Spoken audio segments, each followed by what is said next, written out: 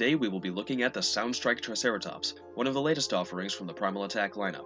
Let's begin by looking at articulation.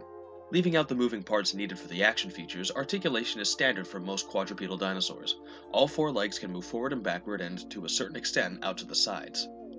Now looking at details starting with the head sculpt, the most prominent details are the coarse scales covering the face and crest. Fine skin folds and striations mostly take up the lower portion of the trike's face surrounding the beak.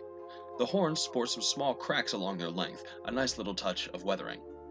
Moving down to the body, more coarse scales cover much of the figure while lots of prominent skin folds cover the underside.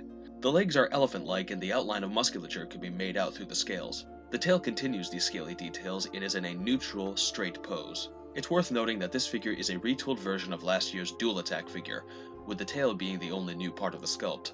The base color of this figure is a grayish-brown topped with a patch of asparagus green that starts at the figure's midsection and extends to the entire head and crest, mixed with an earthy brown patch on its rump. The figure's underside sports a light beige that also adorns the edge of the head crest and all three horns on the face.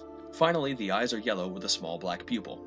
Unfortunately, the eyes on my figure are misaligned, a common paint problem that has plagued many a figure throughout the toy lines.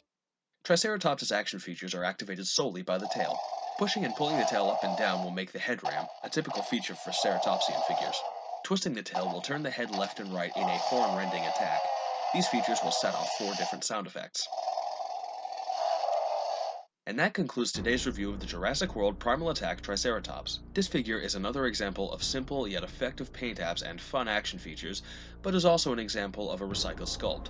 Make no mistake, the detail is superb, but it would have been nice to have a trike in maybe a more active pose, or something new and more than just the tail. Overall, this is a neat figure, but it's really only good for those who missed out on the Dual Attack version. So that's all for now, everyone. Thank you for watching, and as always, stay tuned for more.